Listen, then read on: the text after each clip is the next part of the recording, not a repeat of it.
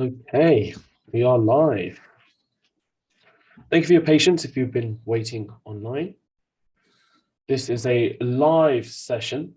It is Monday, the 11th of July. My name is Gavin, and this is your weekly market analysis. One of the key themes that I want to discuss, and I might discuss that a little bit later, more in depth, but the question has arisen, has the US economy achieved a Goldilocks scenario? So from the most recent non-farm payrolls results, the most recent prints, there is clearly a very strong labor force, whilst we have an economy that is showing that it's struggling to tame inflation. And it only gives the Federal Reserve more guidance going forward to be able to raise rates in the current climate that the US are within. So I'll touch on sort of the key elements from the labor report so that we have a much better understanding of what took place from last week's session.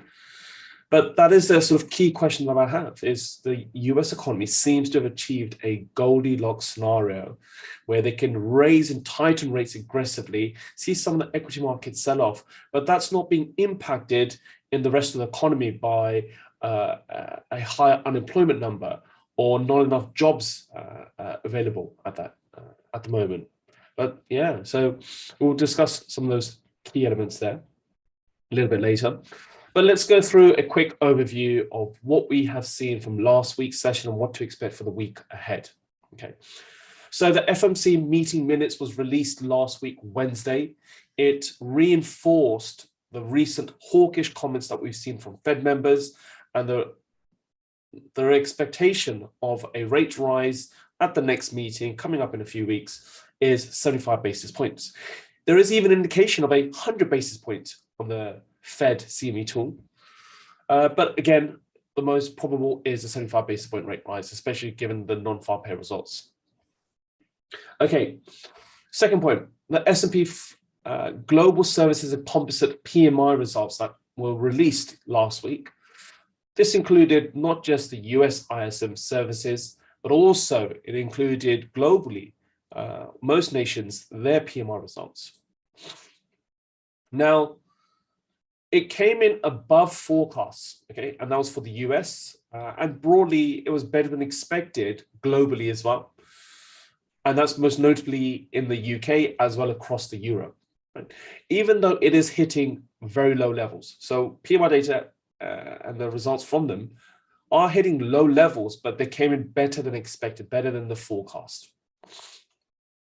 Which again, it treads that water between that Goldilocks scenario of, you're seeing the central bankers raising rates aggressively, but is that having a knock-on impact on the macroeconomic data that we're seeing, right?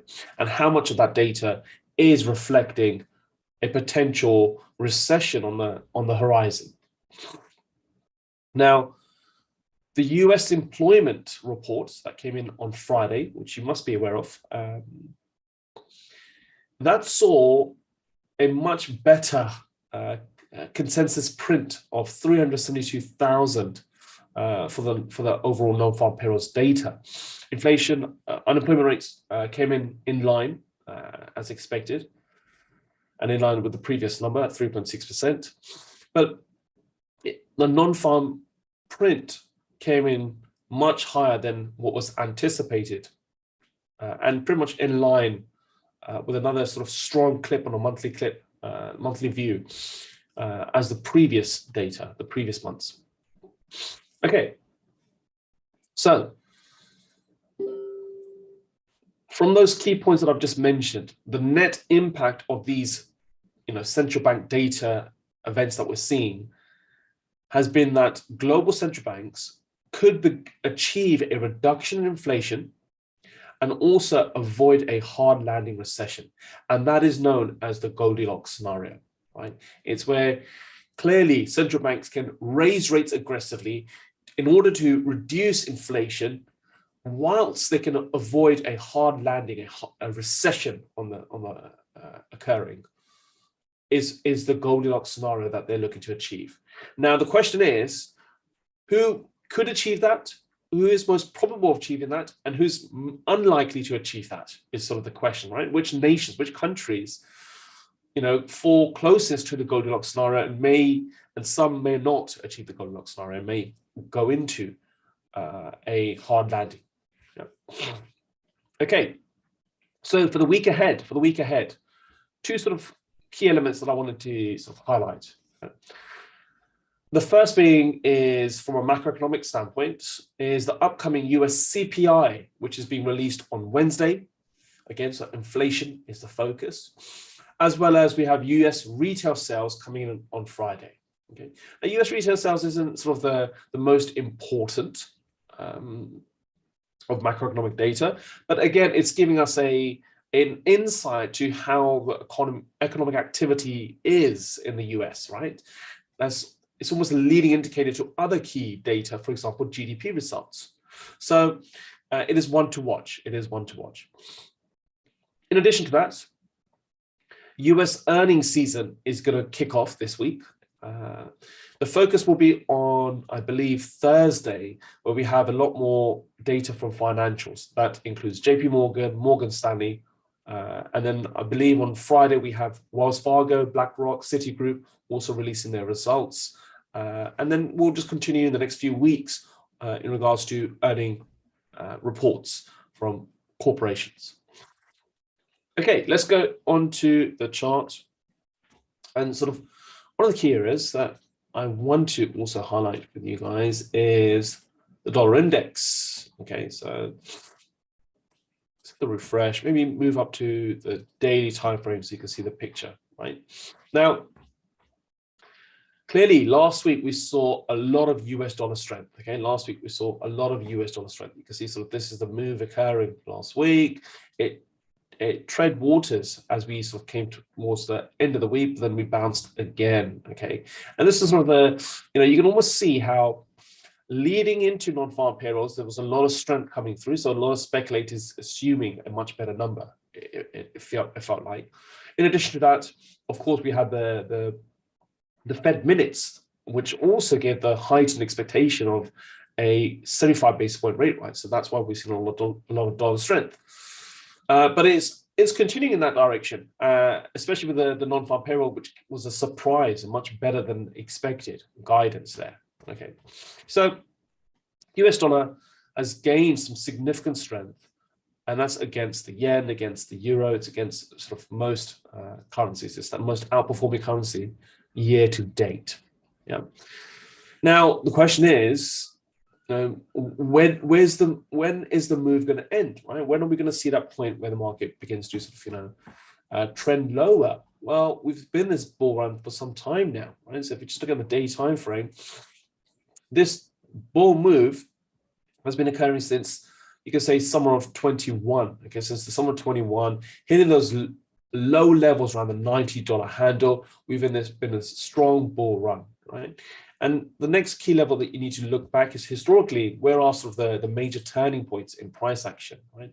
And that doesn't take us all the way up until sort of the 120.68 mark, 120.68 mark. Okay, so there is potentially a lot more strength to be expected from the dollar, given that we're in a rate hiking cycle, right?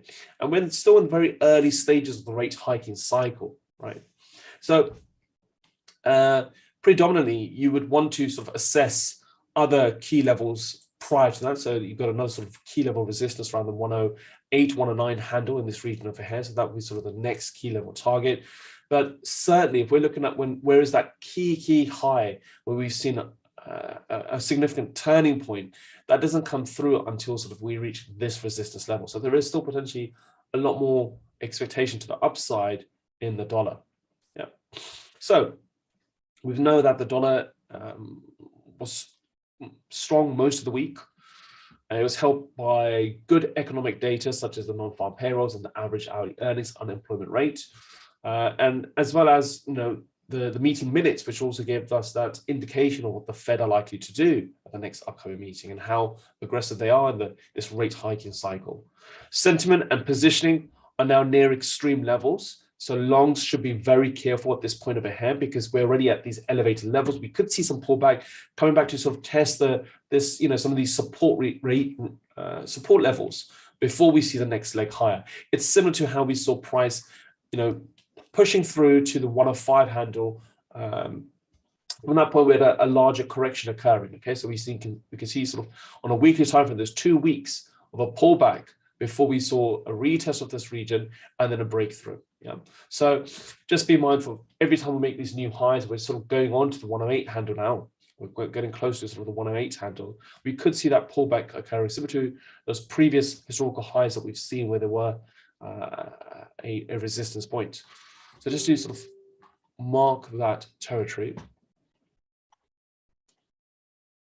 We're looking in this region here. Yeah. So that takes us up to the 108.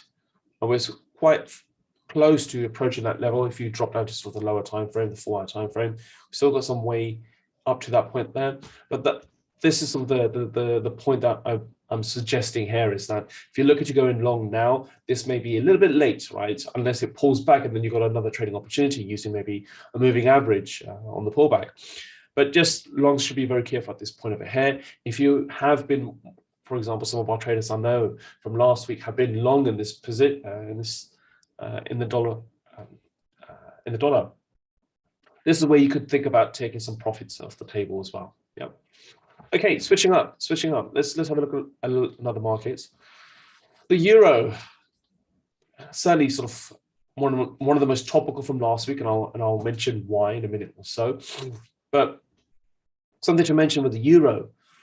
Now, let me see if I have something here that I can mention in regards to the euro.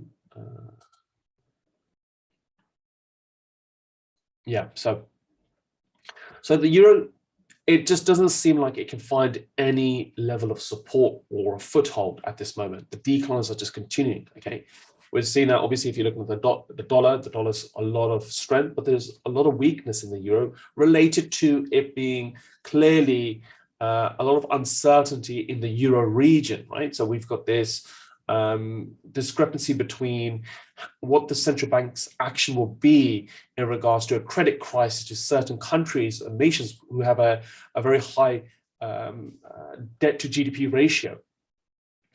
And there's this discussion of this, anti-fragmentation of tool that they want to apply. But again, we've not heard how that's going to work out. So it's something that they're still working in the background. Then we have the Russia and Ukraine situation. And then you've got the energy crisis. Then you've got German poor numbers, almost a recession territory numbers coming through at the same time. So there's a lot of pessimism in the euro region. Okay, there is a lot of pessimism in the euro region. So clearly there is a lot of weakness in the euro. Every week we're hearing some form of more hawkish comments coming out of the ECB, but the bottom line is that they still have not hiked rates. They still have, levels of QE taking place, right? So the ECB is way behind the curve if you look at compared to other central banks, right? Yeah. I mean, one of the most dovish central banks is this SNB, the Swiss National Bank, and they've, surprisingly raised rates by 50 basis points at the last meeting, right? So the ECB are behind the curve, which is why there is a lot of discussion of potentially the euro is heading to parity. Okay, it's heading to parity, right? Which pretty much means it's heading to 1, right? The euro could head to 1. That is the sort of key question that has arisen from last week. Okay, now, any extension in the shutdown would make it. So there is another key point that's come out over the weekend. It seems that the biggest single pipeline carrying Russian gas to Germany starts an annual maintenance on Monday, with flows expected to stop for 10 days.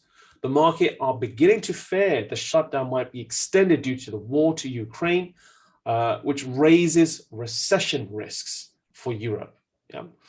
Any extension in the shutdown would make it impossible to refill EU gas storage to its required levels for winter, meaning gas and electricity rationing may well start soon, according to some analysts. Okay, so I'll shut this down for the time being.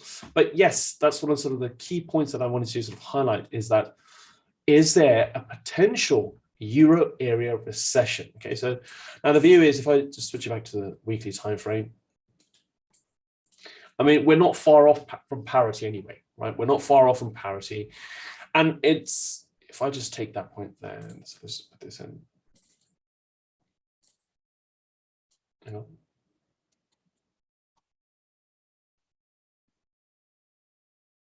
Okay, so parity is quite close there, yeah. So we're not far off from parity levels. And it's not the first time the market's going to be potentially sort of hitting this region, hitting this level. It's happened before, right? So it was back in sort of the 2000s, we'd seen prices break through this level, right? Getting into sort of the lows that you could see over here in this region before it's pulled back up quite shortly thereafter, 2 years later. Right? So close enough to 2 years later, right? So it's not like we've not seen this before. But as I mentioned, the risk is certainly up there. The risk is certainly high, right, of a euro area recession, and it's growing as we see on a week-on-week basis. You know, as I've mentioned, this natural gas shortage is continuing to sort of ramp up, especially that we're going into this maintenance shutdown period. Is that going to be extended? Now, there were a recent survey carried out by Bloomberg, and it showed that the probability of an economic contraction has increased to 45% from 30% in the previous survey, and from 20% before Russia invaded Ukraine. So we can see that Germany is one of the most vulnerable members of the currency bloc to make cuts in regards to the Russian energy flow that they receive. So just to show you, I do have that somewhere here. Okay, so this is showing you that Bloomberg survey. And you can see this is before Russia-Ukraine war began. So there was a 20% probability of a recession. But now we're seeing that grow, and specifically with Germany being the most likely to be impacted with what's been going on in regards to the energy crisis and the natural gas shortage that could happen in the next couple of weeks. Yeah. So that was sort of one of those sort of other key elements to take away from the euro. If we look at the euro, and we're looking at sort of not just the euro currency, but we're looking at the euro potential of a recession is much greater than the US and at this current moment. Yeah. Okay, so let's switch over. Let's have a look at the pound. Right, so let's switch over and look at the pound. Well, there's a continuation in weakness in the pound also. Now, the pound struggled for another week. It struggled last week for another week. Why did it struggle? I think you should all know what happened last week, right? We know that Boris Johnson had resigned. He had resigned from his PM role. He's resigned from his PM role. That was sort of the biggest impact to the pound. In fact, initially, I'd shared with our group that we had seen the pound had risen, and it was in this, I believe it was this candle here, right? So it was this candle here. We'd seen the pound had risen when the announcement came through that he was looking to resign, right? The question is that thereafter, markets made a new high, tested the 120.50 handle. It's pulled back from that sort of specific figure, going back to test the 119 low. Okay, so 119, not quite at 119, but coming up to sort of 119.20 before it retraced, another retest, and now it's back at these lows again. So you can see there's a lot of volatility occurring, Now that's all due to the political uncertainty to be expected in the upcoming few weeks. Firstly, him being removed from office, him resigning from office, was a little bit of uncertainty taken off the table, and that's why we saw a bit of a pump and a bit of a bid in the pound. But thereafter, there's certainly going to be uncertainty in what's going to be the next steps, right? And just to clarify what those steps are, okay, so let me start with, so what's going to be taking place today, especially today, right, is that the conservative backbenchers, Graham Brady, who's the chairman, and his sort of 1922 sort of committee, they will set the rule book for the election. Okay, so they're going to outline a timeline and rules in regards to the election. Before doing so, there's going to be a vote to pick the members of the 1922 executive itself. So nominations for posts will close at some point this afternoon. The ballot opens between sort of 2 to 4 p.m. and the results should be sort of given around 5 p.m. UK time. And it won't be announced in public, but expect sort of, media to sort of leak that information. Yep. And we're assuming that Graham Brady will still remain as chair, right? There's no indication that that's not going to be the case. And then thereafter, Brady will call an immediate meeting of the executives to agree the timetable and the rules of the leadership race. The expectation is that MPs will spend the next sort of 2 weeks before summer whittling down from the massive list that we've already seen. Right? I'm constantly sort of hearing over the weekend, someone else is putting their, putting their name in the hat, shall we say, right? So I think these MPs, what they will do over the next 2 weeks is to sort of, indicate sort of their interest in becoming the next PM. And the focus for the committee is to whittle it down to just the final two, okay? And then the final two will pretty much duke it out. And, we'll see what takes us from there. So coming over to some of sort of the most recent news in regards to this. Oh, that's not what I wanted to do. Let's just minimize the screen a little. Oh, lost it somehow. Give me a moment. It's somewhere. There it is. Okay, so something to sort of mention here is that Liz Truss has joined the race. Okay, so we know that Liz Truss has entered the race to sort of replace Bojo as UK Premier PM. She is the latest cabinet minister to make this move, and then already quite a large contest. Now, what something has mentioned from Truss is the fact that she made it very clear that tax cuts is going to be the heart of her campaign, and it seems like that is what the entire sort of list of individuals that have wanting this role have also suggested that tax cuts will be where the focus is going to be. Okay, so let's see, right? So let's see. And this is, she's mentioned that she is looking to remove and reverse the payroll tax hike that was introduced by former Chancellor Rishi Sunak, who's also pledging for the role as well. So let's see, right? So in a very short period of time, we've seen, I believe it's now 11 or 12 individuals now. Yeah, so 11th candidate to enter the race, then Liz Truss is, so she's the 12th, so to sort of launch her leadership bid as well. So there's 11 or 12 individuals that have put their name in for, into the hat for the role. Let's see what takes place in the upcoming few weeks, how they will whittle this down to 2 individuals. And over time, what you're going to find is polling and surveys are going to carry it out, and we're going to find where the odds are, right? Where the odds are. That's something that I might share at in another session with you guys. But so far, just to sort of highlight if there is a summary here, I've mentioned sort of all the key points, what's going to take place today with the 1922 sort of points there. So yeah, I don't think there's anything to sort of take away. Like I mentioned, tax cuts is where the focus is going to be by most of these individuals. Okay. Let's move on. So clearly, this is going to impact the pound. It's going to impact, unlikely to impact the UK equity markets as much because we have a lot of multinational companies within the constituents of the FTSE 100.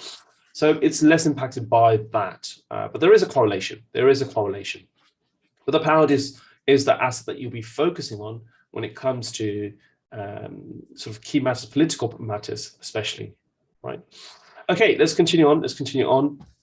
Some of the other currencies to sort of mention, commodity currencies underperformed for another week from last week, and that was largely due to the correlation it has with the oil markets and the commodity space, right? As we've seen, so copper's driven sort of 30% lower. We know that there's a strong sell-off in the copper market, as well as we've seen oil for the first time reaching below the $100 mark a barrel of oil, right?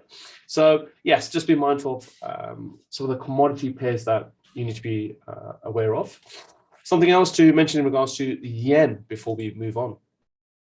Now, it's not fully sort of in the price itself. So it's not something that you would sort of look at in the price itself, but it's something that sort of should be mentioned. What I might do is just bring this up here. Okay. Okay. So it seems that there was elections taking place in Japan over the weekend, if you were not aware of it. Now, something to mention is that we now know that Japan's sort of PM Kishida is set to consolidate the ruling party. He's been reinstated for another term, he is clearly going to look to consolidate the ruling party. It was a bit of a landslide in his favor, so there's no questions in regards to that. But last week, one of the sort of sad news that we heard was the assassination of the former prime minister who was rallying on behalf of Kishida, here, PM Kishida, Shinzo Abe. Shinzo Abe has passed away from, I can't remember the specific date, but he was shot down with a homemade gun. He was shot twice from the back. This is the second assassination that's taken place in Japan from a political standpoint. Right, so it's not something that happens often. And it was clearly, one of those scenarios that you just could be quite upset about, quite sad about. So just to mention some sort of key points in regards to Shinzo Abe, if you don't know about him, he was very well regarded. Okay, very well regarded. Now, Shinzo Abe, he was Japan's longest-serving prime minister, was a figure of enduring influence. He died at the tender age of 67, an untimely death, clearly. Shocked the country, which has one of the world's strictest gun laws, right? As I mentioned, the last time a current or a former Japanese prime minister was shot was 90 years ago, right?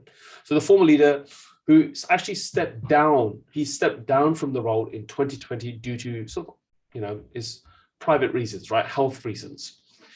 But he will most likely be remembered for an aggressive economic growth strategy that bore his name. Okay, the success of Abenomics. I actually covered some of this, sort of the key points from the Abenomics period in a previous session with you guys, some of our sort of founding members.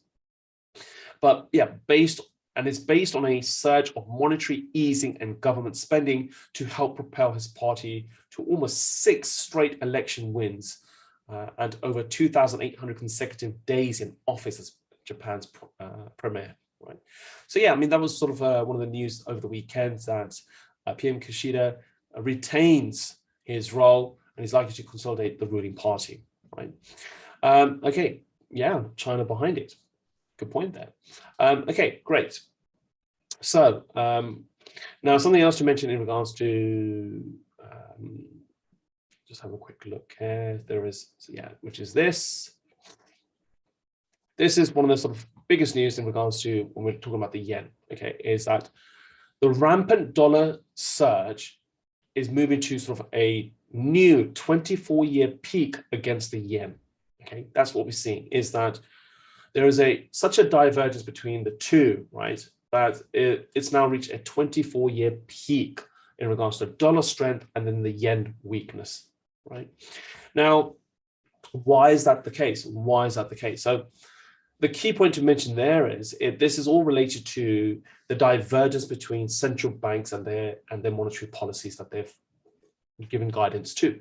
Right, it is very clear that the Bank of Japan are maintaining a very accommodative stance in regards to their monetary policy. And it's only recently, and in the last few weeks, I believe, that we've seen that their inflation levels have just passed, I believe, the 2% mark. It's at 2% or just above the 2% mark. And they're trying to maintain inflation between what they call is a YCC, a yield curve control method that they've applied to sort of keep it there. The question is, if it begins to become rampant, we might see a reversal from the BOJ. But that's very unlikely. There could be discussions in the in the previous few weeks, I mentioned in regards to currency manipulation by the central bank, right, which has happened before. The Bank of Japan have done this back in 2016 around the Brexit sort of referendum that was taking place. There was some intervention by the Bank of Japan. So, but they have made it very clear that they are unlikely to step in. They are monitoring the currency, but they're unlikely to step in. They're unlikely to intervene. They want to continue with a loose accommodative stance that they already have. Okay, and we've heard further from that this morning as well. So this morning, Bank of Japan's Governor Kuroda, core consumer inflation in Japan is now hovering around 2%. BOJ will continue its ultra-loose monetary policy in order to consistently hit its aim of 2% inflation. So the question is, if inflation does become rampant and goes over that level, then they may put in some action. But at this kind of moment, you know, they are going to keep it as it is in regards to their policies. Okay. And that's why we're seeing this massive discrepancy between the yen weakness and the dollar strength, right? And a 24-year peak. Now, the volatility index, which is a gauge of fear in the market, well, it seems like it's, you know, exacerbating some of that fear that we see in the recent weeks. We're sort of testing somewhere between the 24 through to around the 27 figure. Okay, 26, 27 figure. Just to sort of mention some of the sort of key points overnight is that there are sort of two elements here, right, from sort of Asia Pacific region. First, China tech stocks sink as Alibaba and Tencent suffer fresh fines. So the Chinese government are implementing further new fresh sort of sanctions and fines against some of these tech corporations. So again, we're seeing sort of, you know, the Asian equity markets start on the back foot. Okay, a bit of weakness there.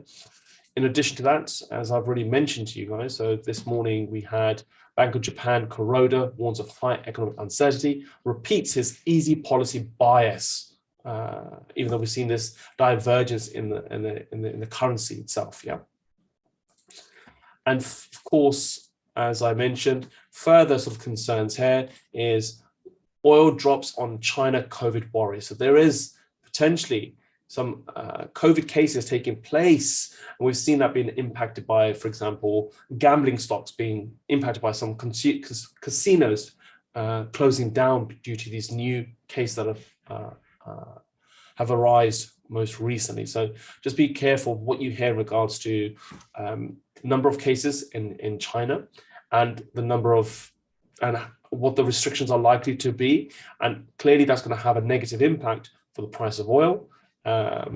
As the starting point. Yeah. Okay, just having a quick look through at my checklist over here.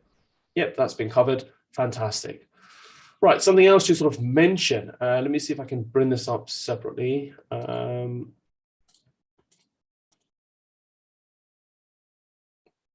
just want to see if I can bring this up here. Okay, got it. Right.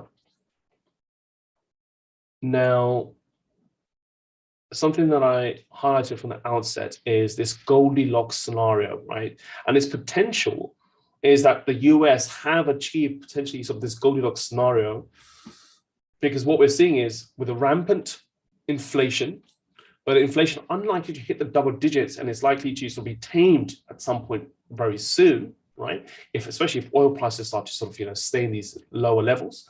And then at the same time, we you know, have seen a very strong labor force taking place in the US, and GDP doesn't come out as weak as previously expected, right? Then that means that the central banks can continue to raise rates and achieve a soft landing, right? So they're unlikely to sort of have this hard landing, which leads to a recession. So looking at the jobs report from the Friday sort of non-farm payrolls, the US added 372,000 jobs in the month of June. It is at just a slightly lower clip from May, while the unemployment rate remains unchanged at 3.6%. The participation rate is very important to note that the participation rate dipped to 62.6% in June as individuals dropped out of the labor force. Job gains were broad-based in June as well. So that's the key point there, is the job gains that we're seeing is not weighted to a specific sector. You could see it's actually sort of, you know, evenly distributed across the sort of, you know, sectors. So every major sector added jobs except for government. right? So we're looking at business services, education and healthcare, along with leisure, hospitality sectors, all experience outsized gains in employment. So it leads us to sort of view this as the high number of people as the participation rate has dipped. What we're seeing is that there's a high number of people not returning to the workforce is one of the nagging problems with the labor market right now in the US. Okay, and that's why we're seeing sort of there's far too many sort of job roles being offered. There's not enough people coming back into sort of the labor force, and therefore there is the supply and demand issue that we're facing, right? So it was relative to the pre-pandemic levels. The economy had around 4.8 million more people out of the labor force, right? So some likely took early retirements, but that does not explain the full story clearly, right? So what we're likely to see is if individuals do not sort of re-enter the labor market, we could see it remain tight as it is. However, sort of as inflation pressures linger, we may see some individuals come back and return to work as well, right? So overall, this job gain that we've seen here, which was a complete surprise, it was the opposite of what the market was expecting for the month of June, because of its broad-based, and it was another sort of good labor report. It's the Federal Reserve, the FMC sort of committee members, right, can emphasize the imbalance to price stability over supporting labor markets. And with inflation is their sort of the most important concern for them. The committee is likely to continue to sort of tighten labor market and add sort of further fuel to the fire, really. And as job gains moderate and more people come back into the workforce, we could see that unemployment rate increase a little and give that some sort of, move up a little bit. But being at these record lows, at these 3%, 3.6% lows, it is unlikely that they're going to, move away from their rate hiking cycle that we're seeing, right? And they have that room now. They actually have the room that if the economic data comes out in the next few months and it starts to deteriorate, right? It starts to come out worse than expected. They still have a bit of a leeway to continue with a rate rise, but maybe a more gradual, slower rate rise to tame inflation and sort of keep those employment sort of levels at the levels that they sort of want to keep them at, because we're achieving these record lows that we've not seen, from pre-pandemic levels. Yeah. So that leads us to think that the Federal Reserve is likely to raise rates 75 basis points, some even suggesting 100 basis points as early as possible, because they may see that there might be a bit more of a deterioration in the next few months. So you're better off getting these high amounts of, basis points of rate rises early on and then make it more gradual thereafter, or be more data dependent. So that's sort of the key focus in this week is what we're going to review, right? So now, just to mention sort of the week ahead. So as I've already mentioned, right? So, the CPI is going to be very important, right? So the CPI data is going to be very important, because if we start to see now CPI come in the regions of, those previous levels and not be at a new high or new elevated amount, then that's fantastic for sort of what the Fed want to achieve, that Goldilocks scenario that I've been suggesting all the way through. Yeah. But in addition to that, let's see if it continues. Let's see if this, this emphasis that we're seeing is likely to continue, right? The Bank of Canada and the RBNZ are both expected to raise rates as well this week. So, that just be mindful of some of the sort of key focus. The focus is still with central banks, and that's globally. And as I mentioned, we've got that CPI data, we've got the retail sales at the end of the week. And from a macroeconomic standpoint, you can't just focus on the key big data. You've got to look at earning reports as well. What are corporations releasing in regards to the forward guidance? That's going to be an important one. We know that it has impacted previous quarterly sort of, earning results that we've seen a few months earlier. Okay, so just be mindful of earning reports for the week ahead. Most of it's going to start from next week in regards to the number of corporations reporting, but we do have financials starting this week. So just that's something to sort of keep an eye on. What I might do now is have a quick review of the equity markets, and we've covered sort of quite an in-depth review of the FX markets, but We know that the price of oil is sort of retraced back to sort of the $100 mark. We actually sort of test sort of back down to almost a 95 handle, sort of testing 96 handle. It's pulled back. We're seeing sort of, you know, another potential low coming through. And that's because obviously with the COVID cases in China, potentially may put in some restrictions. It's certainly not good for the price of oil. Gold, there's been a lot of weakness in gold, Now, a lot of individuals are saying that inflation should have a net positive result in the price of gold, right? Because that's the inflation hedge. But clearly, the way you have to see that now is that what's being priced in is that inflation is, I don't want to say the word transitory, but it doesn't seem like inflation is going to be here for the very long term, as what the guidance is coming through from central bankers, that they are able to tame it. We may not see inflation back to 2% levels or under, right? But it may sort of reduce down to around the 5% range, let's say that, right? So, but if it's able to be tamed at some point by central bank action, right, that is not good for the price of gold, clearly, right? And that's what we're seeing being priced in, is that inflation at these elevated levels may not be here for the long term, okay? And that's why we're seeing some weakness in gold, but also the other sort of most important element is, of course, dollar strength, gold weakness, okay? So the correlation between the dollar strength and gold there. Yeah, so that's something to sort of also be mindful of. But we're, you know, certainly hitting very key levels of support at some point soon. Okay, so we've got sort of this support close enough to the 1724 handle, 1724, just above 1724. So a very sort of strong support in this region of here. So, you know, just be mindful of putting in these support levels and waiting for price action to come back and test these support levels.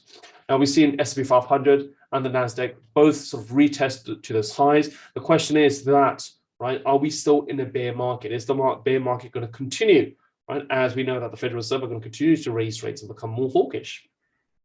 So are, you know, equity traders going to continue with the theme of sell the rallies, right? Sell those highs. So let's see if that's sort of on the cards. Whereas we're seeing more weakness in the FTSE 100 and of course European markets.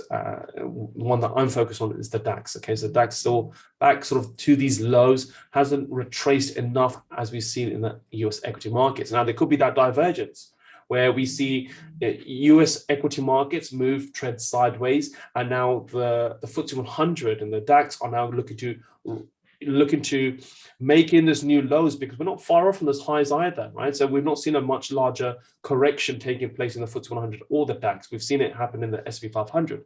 Just to give you an indication of that, something else to sort of mention there in regards to that is Ray Dalio. Ray Dalio, you know, he's been talking this for about a month or so now, but he's taken a very large bet of 10.5, I think it was like 6 billion in my opinion, right? But he's up by 10.5 billion, and he's taken all European stocks short. Okay, so he's selling European stocks, and he's been doing that for some time now. Okay, the world's biggest hedge fund is spending 10.5 billion. That European stock markets will continue to fall, having doubled its bearish wager over the past week.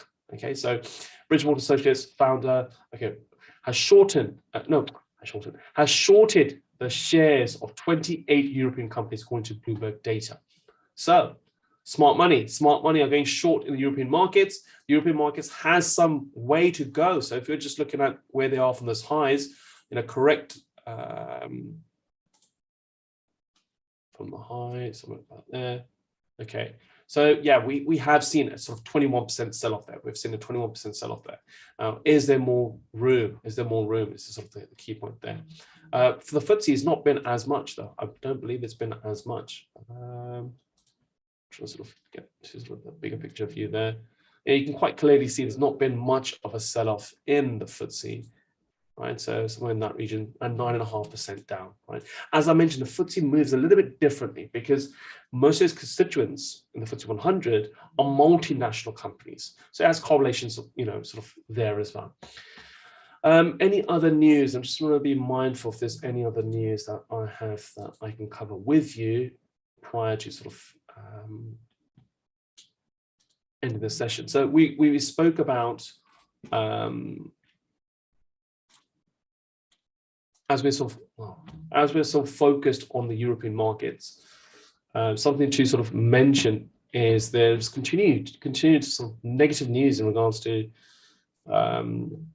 what's taking place in the Eurobloc, right? So fearing Russian gas shut off, France's industry turns to oil. Okay, so yeah, I mean, something to sort of just be mindful of. You know, we know that it's heating up. Yeah, so France has warned on sort of Russian gas, and we're now sort of seeing this. You know, the French finance minister said in Europe they must prepare for Russian gas deliveries to be shut off entirely in retaliation for the region's sanctions on the Kremlin and support for Ukraine. Right, so France must be very careful in its energy consumption, build up gas stockpiles, reduce red tape, slowing the development of renewable energies, and accelerate its program to build new nuclear reactors. So that's another focus taking place by these governments, is the focus on building nuclear reactors. And that's why uranium is one of those key commodities that's being sort of invested in by a lot of top hedgies, should we say. Yeah. And then in the background, we also have this Twitter legal team sort of debacle that's taking place with Elon Musk. So Elon Musk supposed to clearly want to pull out of buying Twitter. That's sort of clearly the case now. And I think he has to pay $1 billion to sort of as an exit clause, I believe, within the contract. But Twitter are not going to let him off very easy. They're going to almost want to take him to court in regards to that. And one final point is, of course, I'm not sure how many of you watched the news in regards to what's taking place in Sri Lanka, but their prime minister has confirmed that he's resigned also. So he's resigned, and there was a large protest that was taking place outside his home. They stormed in, they turned it to rubble, shall we say.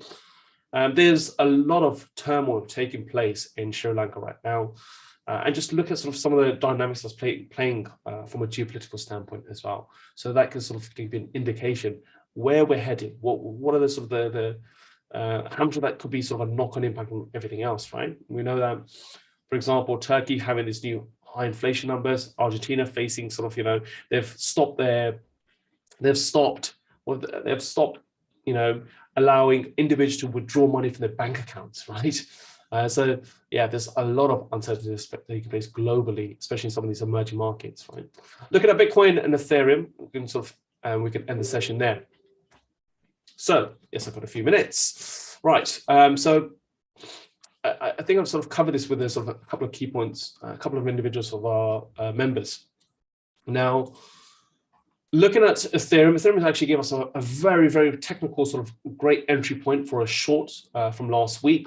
So that was sort of this resistance level that was highlighted. Okay, so you got a key resistance level. We've seen it tested for previously multiple times here, and last week it did the exact same thing. It had a false breakthrough, testing sort of this key level of resistance as we've seen previously, and thereafter it's been sort of recovering thereafter, right?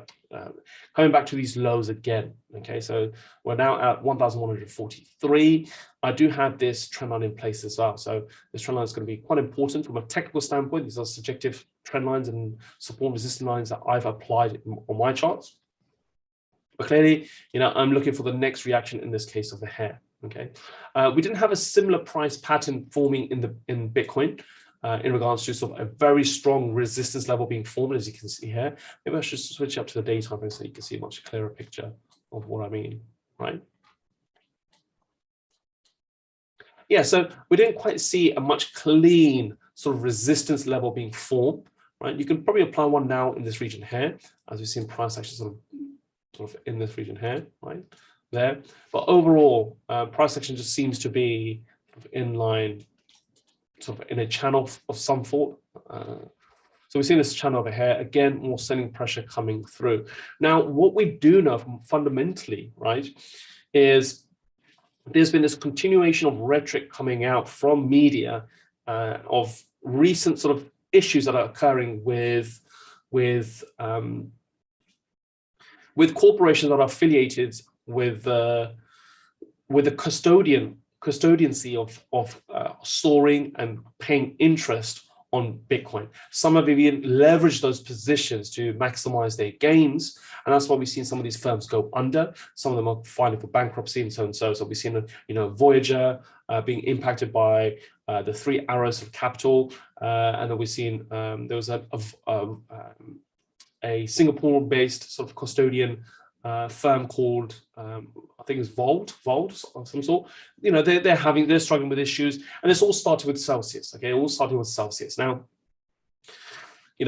ensure you have your own custodian of your own crypto assets is the first key point there, right? Ensure you have a soft wallet or a sort of a hard wallet that you have that you can keep all your coins within, right? Only a portion of it should be allocated for it to earn interest, and if the interest seems too high, it seems a little bit unbelievable, then there must be something behind it. Yeah, so try to sort of don't go down that route of trying to achieve the highest interest rate that you can.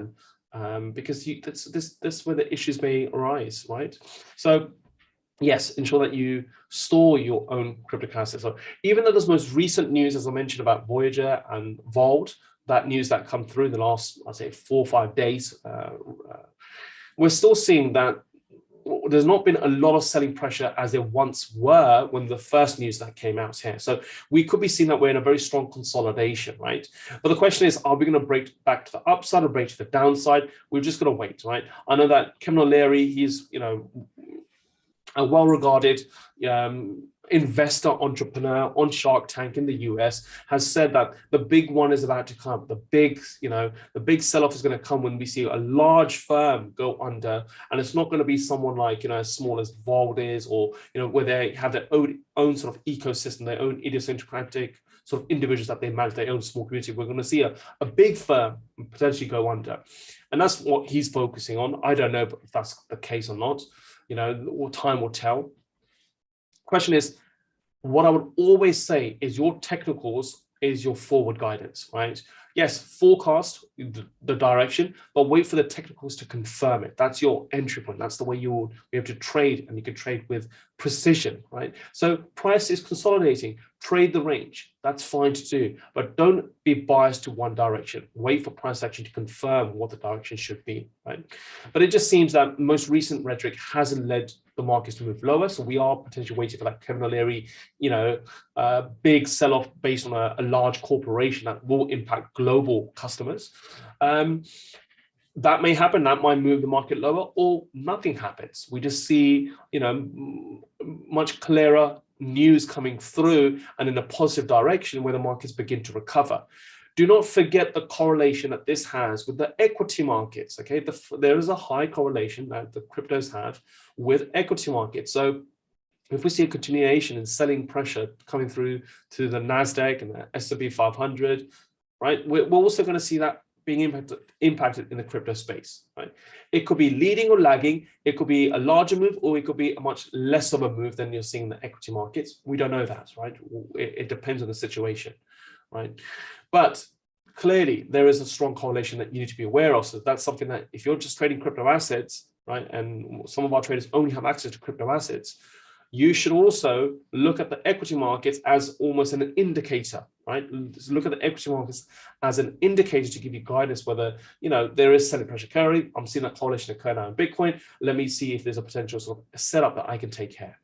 But yes, cryptos are sort of in this balance, in this sort of clear supply sort of demand region where they're quite happy. Both buyers and sellers are happy at this point over here. So there's a bit of selling pressure coming through because we see that in the equity markets, but we're not seeing a large sell-off as of yet. But be cautious trading crypto assets. Okay, fantastic. That is another wrap. Okay, that is another weekly market analysis.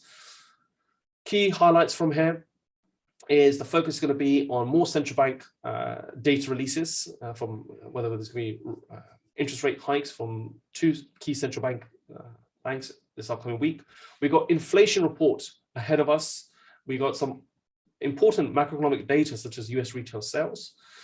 We then have an earning season about to begin, so that's going to give us an indication how corporations are faring in these economically uncertain times.